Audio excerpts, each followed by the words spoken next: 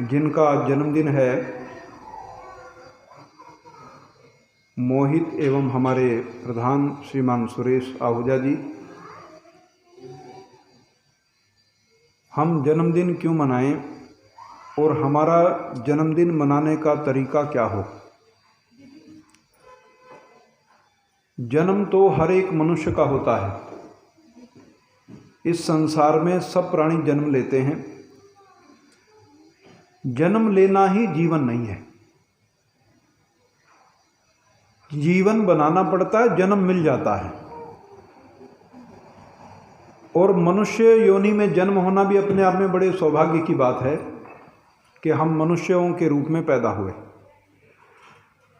परंतु मनुष्य के रूप में तो वो व्यक्ति भी पैदा हुआ है जो रेलवे स्टेशन पे गंदा सा कंबल ओढ़ के भीख मांगता रहता है, वो भी तो मनुष्य है। वो भी मनुष्य है जो बड़े बड़े कार्य करता है समाज के लिए, जो वैज्ञानिक हैं, जो बहुत प्रकार के साधन हमें उपलब्ध कराते हैं। वो भी मनुष्य हैं जो हमारे लिए अनाज पैदा करते हैं। वो भी मनुष्य हैं जो हमारे लिए कपड़ा बुनते हैं। वो भी मनुष्य हैं जो हमें पढ़ाते हैं।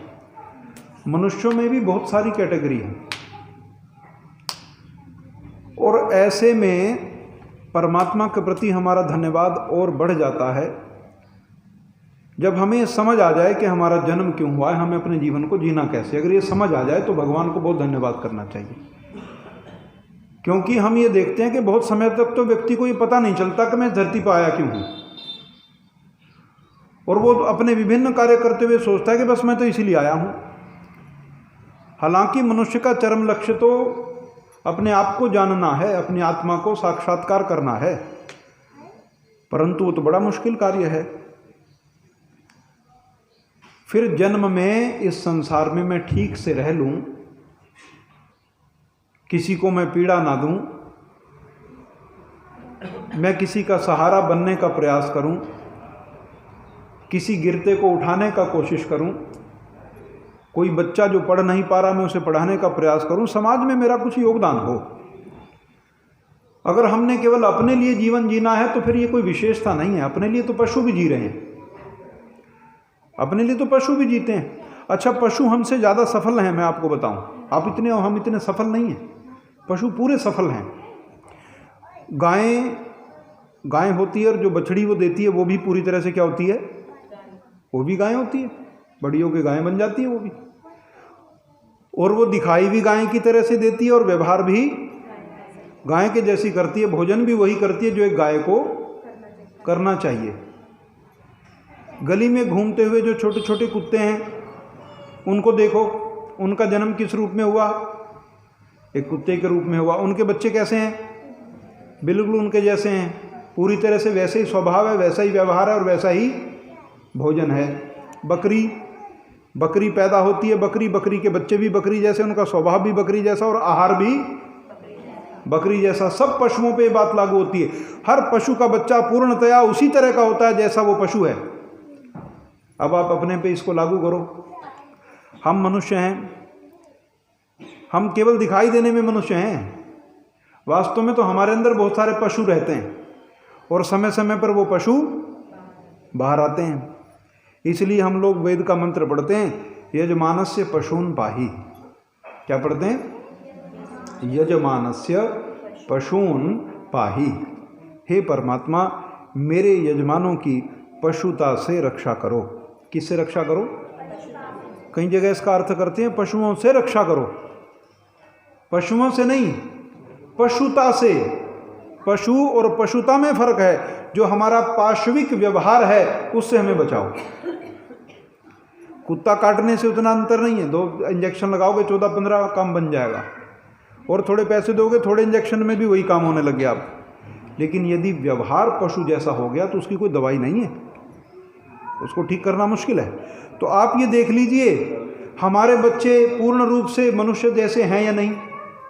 पहली बात तो हम ही मनुष्य नहीं है, दूसरा हमारे बच्चे भी पूर्ण रूप से मनुष्य नहीं है, ना ही उनका आहार मनुष्यों के जैसा है। हमारा आहार भी मनुष्यों जैसा नहीं। हम तो हर प्राणी का भोजन खा रहे हैं। गाय सिर्फ वो खा रही है जिसके लिए गाय जन्मी है, घोड़ा सिर्फ वो खा रहा है जिसके लिए घोड़ा जन्मा है, परंतु मनुष्य क्या कर रहा है? सारे प्राणियों का आहार खा रहा है। सब प्राणियों का आहार कैसे खा रहा है? आदमी छिपकली भी खाता है, मेंढक भी खाता है, सांप भी खाता है, ऑक्टोपस भी खाता है, सब प्रकार की मछलियां खाता है, झींगे खाता है, बकरी खाता है, मुर्गी खाता है, भैंस खाता है, गाय खाता है, बैल खाता है, और तो और छोटे बच्चों के भ्रूण भी खा जाता है। क्या खाता है? जो छोटे बच्चे पैदा होते हैं जल्दी, प्री मैच्योर बेबी, वो भी खाने लग गए लोग। अब कहते हैं उससे शरीर में बड़ा फायदा होता है। आप यूट्यूब पे जाके देखो, कितने देशों में प्री मैच्योर बेबी खाए जा रहे हैं। वो माएँ बच्चे पैदा ही जल्दी इसलिए कर देती हैं कि खाया जा सके। अब ये आप हिसाब लगा लीजिए। चिड़िया के बच्चे खा रहा है, देखा था वीडियो, वो घोंसले में ऐसे हाथ डाला, चिड़िया के बच्चे ऐसे ही खा गई एक महिला। तो अब आप हिसाब लगाओ, जो आदमी सर्वभक्षी है, इसका स्वभाव सब जैसा क्यों नहीं होगा? देखो, जो लोग मेंढक, छिपकली, मछली, जिनका भोजन सी फूड है ज़्यादा, उनकी आंखें देखना कैसी हैं। सारे जापान में, चीन में, थाईलैंड, म्यांमार, ये सब कैसे लोग हैं, इनकी आंखें कैसी हो गई धीरे धीरे? मेंढक जैसी तो हो गई, छिपकली जैसी आंखें, वैसे ही व्यवहार हो गया। देखना, जिस तरह का भोजन करोगे वैसा व्यवहार बन जाएगा। तो कमाल की बात ये हो गई कि पहले तो ये दूसरे देशों में होता था, अब हमारे देश में भी है। हमारे देश में भी लोग सब तरह का ही खाना खा रहे हैं, जबकि भगवान ने इस संसार में कितनी प्रकार की वनस्पतियां पैदा की, वो व्यक्ति खाता नहीं। उसको खाने के बाद और दूसरी चीज़ें हैं। अच्छा, जो सब्जियां हैं वो कच्ची भी खाई जा सकती हैं और पका के भी खाई जा सकती हैं। क्यों जी? आप आलू कच्चा भी खा सकते हो, उस कच्चे में भी एक अलग टेस्ट है। घिया कच्ची भी खा सकते हो, तोरी भी कच्ची खा सकते हो, भिंडी भी कच्ची खा सकते हो, कोई भी सब्जी कच्ची खाई जा सकती है और उसका अपना टेस्ट है। क्या मांस कच्चा खाया जा सकता है? क्यों जी, खा सकते हो आप, कोई भी खा सकता है ऐसे। कोई लोग कहते हैं स्वाद है, स्वाद उसका थोड़ी है, जो उसके अंदर चीज़ें डालते हो ना, मसाले वगैरह, उसका टेस्ट है, वो किसी में भी डाल दो आप। गोबर होता है ना, गोबर को 1-2 पानी में धो लो, चुन्नी में डाल के, जो धोने के बाद उसमें बढ़िया छोंक लगा दो अच्छा सा, मसाले वसाले डाल के, आप वो भी खा लोगे तो कुछ पता नहीं चलेगा आपको, क्योंकि मसाले स्वाद देते हैं। चीज़ का कुछ जो थोड़ा ही होता है, चीज़ का तो जो है, जो वस्तु है उसका तो थोड़ा ही स्वाद है, मसाले ज़्यादा स्वाद देते हैं। तो गोबर भी छोंक लगा के खाया जा सकता है, कुछ नहीं, हो सकता कोई समय में खाया भी जाना लगे। अगर कोई व्यक्ति ये सिद्ध कर दे कि गोबर में इतनी प्रकार की चीज़ें होती, तो वो भी खा जाएंगे। इंसान का कोई हिसाब नहीं है। तो हम केवल जन्मे इंसान के जैसे हैं, ये भी निश्चित करो कि हमारा स्वभाव और व्यवहार भी इंसानों के जैसा हो। और ये भी आप ध्यान रखें, यदि हमारा स्वभाव इंसानों के जैसा है और यदि हमने अपने अंदर गुणों का विकास कर लिया है, तो हमारी संतानों में भी वो गुण धीरे धीरे आ जाएंगे। और यदि हमारे अंदर ही वो गुण नहीं है, हमारी संतानों में भी नहीं आएंगे। ध्यान रखें, यदि जिस धर्म का पालन आप करते हैं, आपके बच्चे आपको देख देख के उसी धर्म का पालन करने लग जाएंगे। जो भी करिए आप, जो लोग मस्जिद जाते हैं उनके बच्चे भी मस्जिद, जो शेरों वाली को मानते हैं उनके बच्चे भी, वो जो मान रहा आदमी उसी को उसके बच्चे मान रहे हैं। तो इस बात का आपने हमेशा ध्यान रखना है, धर्म का पालन आप जो करेंगे वही बच्चा करेगा। वो हमारे बच्चे हैं, हम तो शुरू से हवन करते, संध्या करना, यही हमारा काम है, और जो हम करते हैं वही हमारे बच्चों को भी धीरे धीरे हम, क्योंकि घर में होता ही वो है, तो वो याद होना शुरू हो जाता धीरे धीरे। तो ये सारे गुण जब आप बच्चों को सारे याद कराओगे, समझाओगे, तब जाके तो हमारा जन्म सफल होगा, हमारा मनुष्य होना सफल होगा। केवल मनुष्य के जैसे दिखाई देने से काम नहीं बनता। हम दिखाई तो आदमी के जैसे देते हैं, पता चलता है कि थोड़ी सी हमारी टक्कर तो हो जाए किसी से, मोटरसाइकिल जरा टकरा तो जाए, फिर देखना दोनों में किस किस प्रकार के पशु पैदा हो जाते हैं। जब हम धन कमा कमा के रखना चाहते, फिर देखना कौन सा पशु हमारे अंदर पैदा हो गया जो सब चीज़ें अपने पास ही इकट्ठी करके रखना चाहता है। देखो, पशुओं को कुछ भी कहो, कोई भी पशु अपनी 7 पीढ़ी का इंतजाम नहीं कर रहा। कोई भी पशु अपनी 7 पीढ़ियों के खाने का प्रबंध नहीं कर रहा। पशु तो प्रकृति को बहुत सहयोग देते हैं। शेर जब शिकार कर लेता है उसके बाद वो आराम से बैठ जाता है, 2-3 दिन वो फिर खाना नहीं, उसको आवश्यकता नहीं है उसके बाद खाने की। और उसके आसपास हिरन वगैरह घूमते रहते हैं, उनको पता भी ये शिकार कर चुका है, अब इससे हमें कोई खतरा नहीं है। पर आदमी हमेशा शिकार करता है, बार बार कर, वो हटता ही नहीं कभी। आज जो कर लेगा तो ऐसा नहीं कि कल नहीं, फिर वही करेगा, बार बार करेगा। क्यों? क्योंकि वो कहता है कि मुझे अपने आने वाली पीढ़ियों को लिए भी कुछ करना है, ज़्यादा धन छोड़ के जाना चाहता है। तो ये सब जो हम करते हैं तो हम अपने लक्ष्य से हट जाते हैं। और अपने बच्चों के लिए धन भी आप ही कमा लोगे तो आपके बच्चे अनुभवी नहीं होंगे। इस बात को हमेशा ध्यान रखना।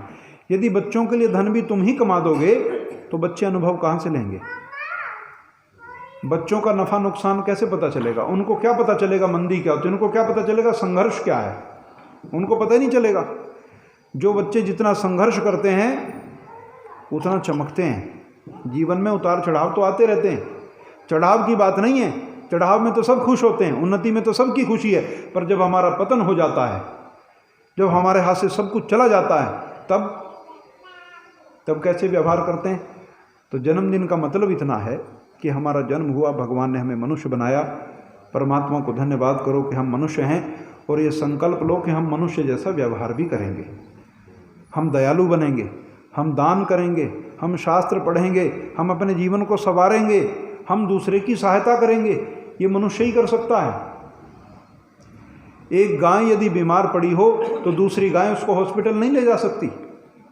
एक गाय यदि प्यासी हो तो दूसरी गाय उसको पानी, एक गाय यदि भूखी हो तो दूसरी गाय उसको चारा नहीं दे सकती। एक गाय का एक्सीडेंट हो जाए तो दूसरी गाय उसे हॉस्पिटल नहीं ले जा सकती।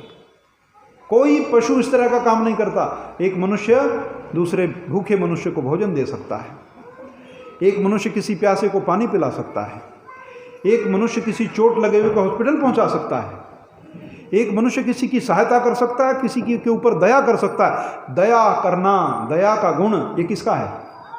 ये मनुष्य का है, पशुओं में नहीं है। और एक बात और ध्यान रखना, पशु तो फायदे में, आप नुकसान में हैं। पशु फायदे में है और हम नुकसान में। पता क्यों? एक व्यक्ति, परमात्मा ने किसी आत्मा को पशु का जन्म दे दिया। पशु योनि किस चीज की योनि है? भोग योनि कि कर्म योनि? कौन सी योनि है? भोग योनि। वो सिर्फ भोगते हैं, वो कुछ कर नहीं सकते। तो वो भोग रहा, जिस दिन उसके भोग खत्म हो जाएंगे उसका जन्म बढ़िया हो जाएगा, क्योंकि उसने अच्छे कर्म भी किए और बुरे कर्म भी किए। बुरे कर्म कट रहे हैं, और जिस दिन उसके बुरे कर्म कट जाएंगे उसका जन्म अच्छी जगह हो जाएगा। आपके साथ क्या हो रहा है? हमारे साथ हम कर्म भोग भी रहे हैं और कर्म बो भी रहे हैं। इसलिए ध्यान रखना, ऐसा बोना कि अगली बार कम से कम ये तो मिले जो इस बार मिल रहा है। इस बार पर नजर डालो कि जितनी सुविधाएं, जितनी विचारधारा, जितना अच्छा हमें इस बार मिल रहा, अगली बार भी मिल पाएगा कि नहीं? क्या इतनी तैयारी की है? क्या हम इतने दयालु हैं? पशुओं की तो मौज है, उनके तो रोज के पाप कट रहे हैं, और जिस दिन पाप समाप्त हो जाएंगे उनको आगे अच्छा जन्म मिल जाएगा। हमें भी इस बात का ध्यान रखना है कि हमारा कम से कम कर्मों का संचय इतना तो हो कि अगला जन्म भी हमारा कम से कम ऐसा जैसा है ऐसा तो हो ही जाए। और ऐसा हो ही जाएगा यदि हम इन परंपराओं का पालन करेंगे। तो जन्मदिन ऐसे ही मनाते हैं, हवन करना चाहिए जन्मदिन पे।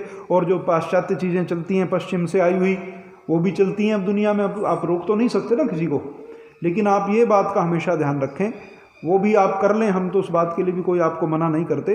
परंतु हमें जिस दिन हमारा जन्मदिन हो उस दिन हमें कुछ लोगों को वस्त्र दान करना चाहिए, कपड़े देने चाहिए, कुछ लोगों को भोजन कराना चाहिए। किसी मंदिर में जाके प्रातः उठ के नहा धो के कुछ देर मंदिर में जा, कुछ लगे तो कि आज मेरा जन्म हुआ था आज के दिन। और जन्म ना हुआ होता तो ये सब नहीं होता, मैं अच्छी बातें नहीं सुन पाता, जैसा मेरा जीवन चलता है नहीं चल पाता। तो उस दिन की स्मृति में आप कुछ अच्छे काम करें और उस दिन को एक यादगार दिन समझें। ये वाकई यादगार दिन है। आपकी संतान हुई है तो आपके लिए यादगार दिन है कि नहीं? जिस दिन हमारे संतान हुई है हमारे लिए बड़ा यादगार दिन है। उस दिन मैं पिता बना था, मेरी पत्नी माँ बनी थी, और हमारा बच्चा वो हमारा पुत्र बना। तो एक बड़ा अच्छा दिन है। उस दिन को अच्छे से मनाओ, यज्ञ करो, सेवा करो, सहायता करो। किसी गौशाला में हो आओ, इस प्रकार के अच्छे काम करोगे और ये भी प्रण लो कि आज मेरा जन्मदिन है तो आज से शुरू करूँगा गीता पढ़ना, एक श्लोक रोज पढ़ा करूँगा, एक श्लोक का अर्थ रोज पढ़ा करूँगा। ऐसे अच्छे संकल्प भी तो लो। जब ऐसे संकल्प लोगे ना अच्छे, तो आपके बच्चे आपको ऐसा करता हुआ देखेंगे तो उन पर भी इस चीज़ का प्रभाव पड़ेगा। हमारी दिक्कत यह है कि हम बच्चों को कहते हैं ऐसा कर लो, ऐसा कर लो, ऐसा कर लो, स्वयं वैसा कभी नहीं करते। तो बच्चे कहने से धार्मिक नहीं होते, कहने से न्यायप्रिय नहीं होते, कहने से सत्यवादी नहीं होते, कहने से दयालु नहीं होते। जिसका पिता दयालु है उसके बच्चे अपने आप से दयालु होते हैं, जिसकी माँ सेवा भाव वाली है उसके बच्चे अपने आप सेवा भाव वाले होते हैं। तो ये गुण अपने जीवन में हमेशा ध्यान रखना। इन गुणों को धारण करोगे तो निश्चित रूप से इस संसार में हम मनुष्य के रूप में जन्म गए हैं, मनुष्य के रूप में जन्म लेना भी हमारा सार्थक है और हमारे बच्चों पर भी इसका अच्छा प्रभाव पड़ेगा। तो दोहरा फायदा है। तो आप सभी को बहुत बहुत शुभकामनाएं और आप सभी ने मेरी बात को बड़े ध्यान से सुना। आप सभी का बहुत बहुत धन्यवाद।